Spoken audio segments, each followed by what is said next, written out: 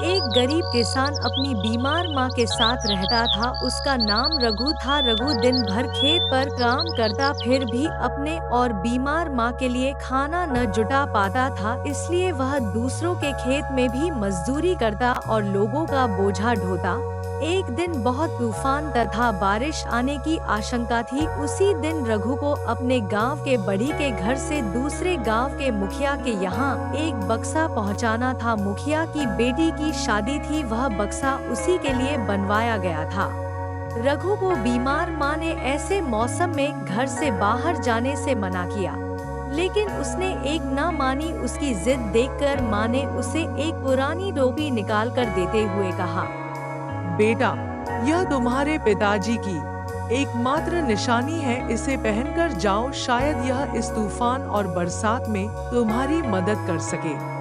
रघु ने उस टोपी को पहना और बक्से को पीठ पर लाद कर चल दिया। रास्ते में उसे थोड़ी थकान महसूस हुई। बक्से को पीठ से उतार वह एक पेड़ के नीचे सुस्ताने लगा। अचानक उसे किसी की बातें करने की आवाज सुनाई देने लगी।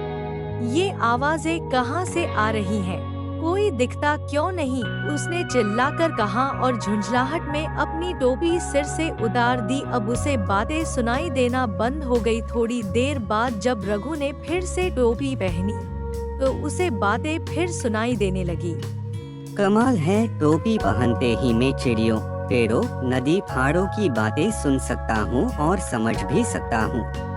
सोचते हुए वह बक्सा पीठ पर लादकर मुखिया के गांव की ओर चल पड़ा।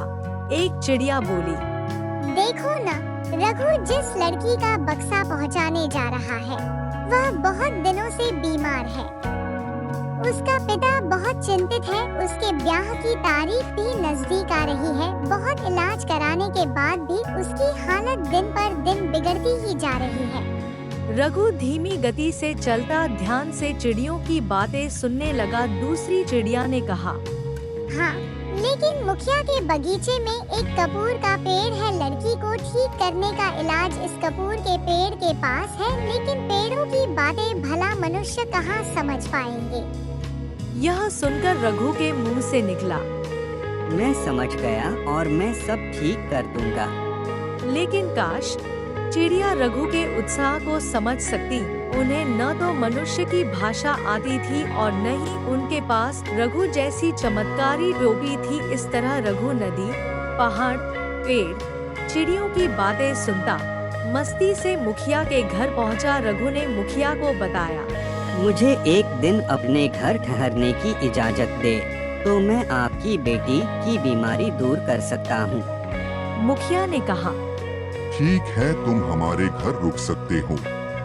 रघु मुखिया के घर ठहरा और रात होने का बेताबी से इंतजार करने लगा। आखिर रात को ही तो वह पेड़ों की बातें सुन सकता था। लोगों का ऐसा मानना था कि आधी रात में ही पेड़ आपस में बातें करते हैं।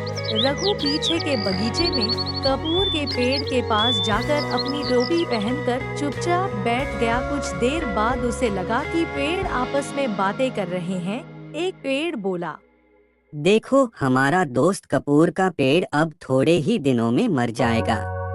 दूसरा बोला, बेचारा दिन प्रतिदिन सूखता जा रहा है। तीसरा बोला, जब से मुखिया ने पीछे की पहाड़ी पर बड़ा सा पत्थर लगाकर पानी को रोका है, तब से ही यह हुआ है।